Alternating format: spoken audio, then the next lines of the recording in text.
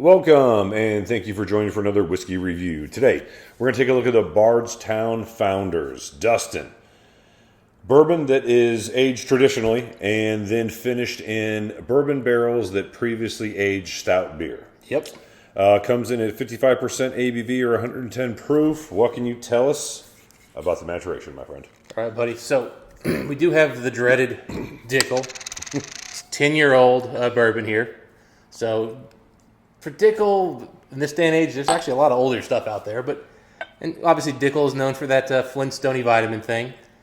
But they then used KBS barrels. So bourbon barrels, where they put the Founders Breakfast Stout into barrels for, I think it's about 12 months, about a year. Mm-hmm.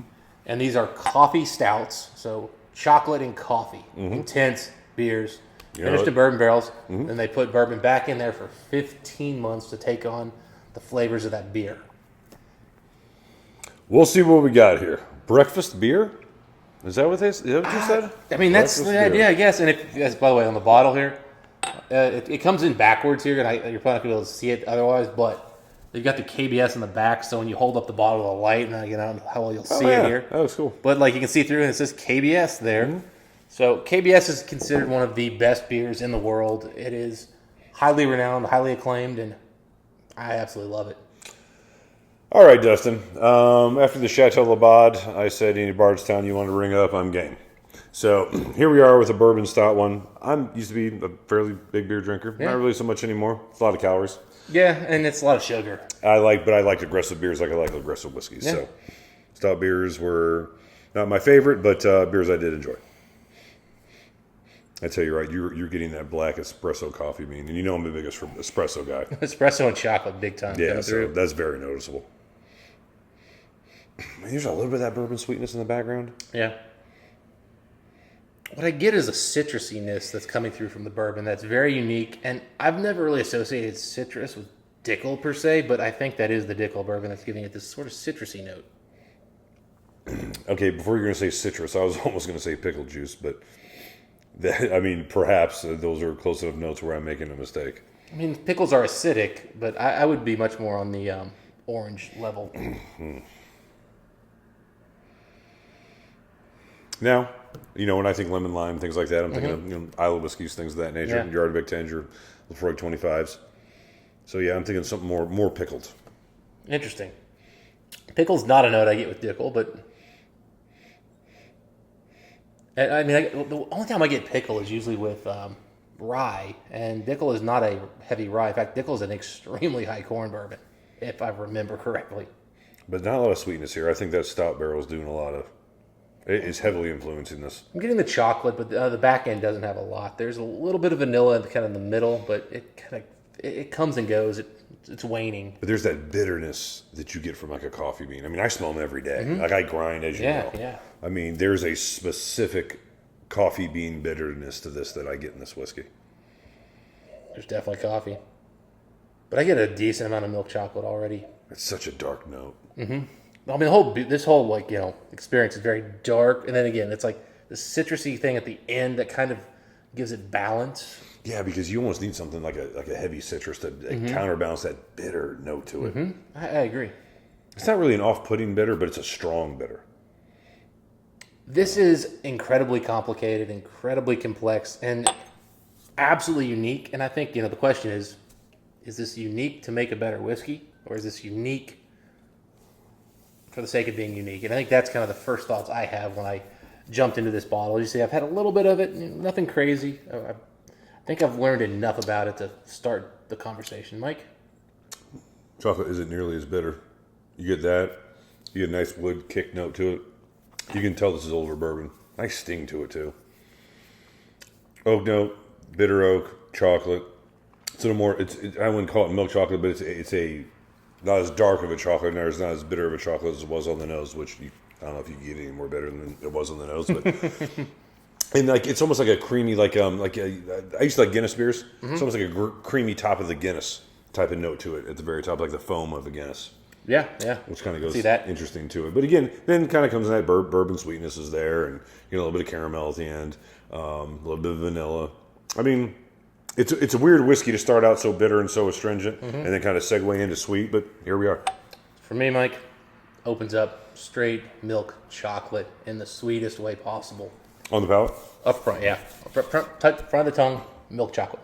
Is it milk chocolate, or is it just not that dark bitter? It's milk chocolate. Okay. Absolute milk chocolate. Maybe even a little bit of like chocolate malt, like you get in a beer. Sure. Then, as it goes back, it's creamy, oily, and then all of a sudden it gets sharp, acidic, and it gets to where it's like an orange lozenge a little bit. Just a little bit of that. Very citrus. A little mineral, but not offensively so, like a lot of the Dickels where you're just like, ooh. And they kind of play like a nice game with each other. Sweet, creamy, mouth-coating chocolate with citrus, bitter, biting, a little mineral. And then you're right, there's the classic bourbon coming in there, kind of interplaying the whole way through. You know, you said earlier Flintstones vitamins, and again, I'm not as averse to bourbons as you are. Right? You know, I wouldn't say I'm terribly averse to bourbons in general. Yeah. But when you said that, I was like, what exactly does it mean by that? You mean the mineral note. And as soon as you said that, it's all over. But the thing is, it's not just mineral, but it's the orange Flintstone vitamin that's in here. Yeah, It's the orange one. When you said orange, I was It's not the grape. It's not the red. It's I, the orange one. I would almost say blood orange, but yeah. There is you're right. Blood orange is absolutely because this is more orange than the Flintstone vitamin. Mm-hmm. There's additional orangeness that's not like vitamin. So again, I wouldn't want to stress the vitamin. There's some minerality, which is that vitamin here, but it's definitely more than that. Yeah, that mineral note though. Now that as soon as you said that, I was like, oh, that is so lingering on that finish. Mm-hmm. You know, I kind of likened it to something similar to say like Lafroig 10, where they had a little bit of metallic, but it's not that. You're right. It's it's minerals, far more all encompassing of a note, and it's something that just lingers. Yeah, I don't know how much I like that though. You know, I don't think I like it in general, but I do think it balances well with that milk chocolate. And also, I should point out, there are some coffee notes in there throughout that. Yeah. And I can't place what kind of coffee it is. It's not Kona coffee, which is, a little sweeter, more citrusy. It's a dark. It's not a French press, but I don't know. It reminds me a lot of my espresso beans. My espresso beans, when I grind them up, that initial smell I get. And I get about the taste. Oh, that takes a huge step back on the palate. It takes a step back, but it's still there. That almost comes off to me more of a beer stout type taste than it does say. But a lot of beers and stouts have a nice coffee note. Yeah, I mean, you're right. And again, the Bourbon County Stout is a slightly bitter coffee stout. I guess what I'm trying to say is, if it's a coffee note, it's taking a step back on the palate as opposed to it was on the nose. It was very bitter and very astringent on the nose, or on the palate. You're right. You said milk chocolate at first. I said it's a lesser version of that bitter chocolate to some degree. Go back with the water, man. Coffee bean is in there big time. It's it's a slightly bitter coffee bean, but it's there, and it's in the mid palate big time, and it's playing with the minerals. It's playing with the chocolate. Oh, but it's there. This almost reminds me of adding like whiskey to coffee, to some degree. You know? No, you're right. Yeah. If it was mainly whiskey and just like a little bit of coffee. You see, you poured yourself 4 ounces of whiskey. But I almost feel like there's a hint of Bailey's, because this is creamier than it should be. Like, it shouldn't be this creamy. You're right, but certainly from the beer. But I was just about to say, you like a Jameson and like Bailey's or something like that. If you just had a little bit of that, you know what I mean? So like with an espresso in it, it's kind of like that. I'm sure you've had a few car bombs in your day. Oh, buddy. So we were at this bachelor party, and Irish car bombs. Well, so here's what happened. We got there and we wanted to do car bombs, and they said, "Well, we actually pretty much have none of the components." And so we're like, "So what do you got?" You're right. How close can you get me? Yeah. So the girl's like, "What do you got in stock?" So she goes, "I don't have Guinness, but I have this coffee stout." And we went, "Okay." She goes, "I don't have Bailey's, but I have Buffalo Trace Creamer." And we're like, "That sounds actually better." Right. And then she's like, "I don't have Jameson, but I can do Buffalo Trace." And we're like, "Perfect. 12. Mind you, there's only like 6 of us. So we get these, we get back to our little spot, and we do them. And it's like chocolate, coffee, bourbon, and then like there's just like creaminess to it. And I mean, this is a little less chocolatey and creamy than that was, but it's not that far off. And this one has that citrusy mineral thing, which that one didn't. But yeah, there is some type of mixed alcoholic drink to this, like an Irish car bomb. You're right. But this definitely has me thinking Irish car bomb. I forget what we called that. I think we called it like Mohab or something like. it's like end of days or something. Let me tell you something. I've done Irish car bombs 3 times in my life. That's it. I remember the dates of me doing those Irish car bombs. I remember starting those Irish car bombs. I did it twice in my 20s. And then at once when I was 41 with coworkers on the Friday when Memorial Day weekend happened. And it was epic. An epic drinking night. I woke up the next day not knowing what happened. Had a branch still in the side of my pants. And I remember Tuesday when I went to work, my boss closed the door. Me and my other coworker was there and said, all right, what happened Friday night? That is a good Friday night. Every time I've gotten to the point where we drink Irish car bombs, wow. Yeah. In fact, we switched to the car bombs for a very simple reason. It was the end of the night, and we were, well, I wouldn't call it sober. We were not bachelor party sloshed. And we did a couple rounds of those, and man, I don't remember too much of the rest of the night. Nope. Stick to whiskey. Stick to something I can handle. Irish car bombs are too unpredictable. All right, so we've rambled on. But yeah, it kind of gives me that feel a little bit. Yeah, very creamy, very viscous. I can tell what the beer added to it. I really can. Where are you as far as the whiskey score on this one? Mike, I love what they've done here. I love the blending. I love the complexity. Something new. I think this is complex, interesting, and different in a very good way. At the same time, this is not great whiskey. Nope. I'm going to give it an 85. Bang. Exactly. Right there. 85. Yeah. Enjoyable whiskey. It's not 85. Like, enjoyable whiskey. I'll drink this whiskey. Oh, yeah. If I'm over at someone's house and, they were like, hey, I have, I don't know, Crown Royal. I'm like, not really in the mood. Yeah. If they have this, like, hey, you want to do it? Sure. Yeah, I mean, but the thing is with this one, I can't imagine wanting to do third pour in the night, like. I'll have a couple of these. Would you? Okay, yeah. I mean, I've had 2 a couple nights with it. And the first pour, it's like, now, admittedly, I did kind of type up some notes on this one a couple nights ago.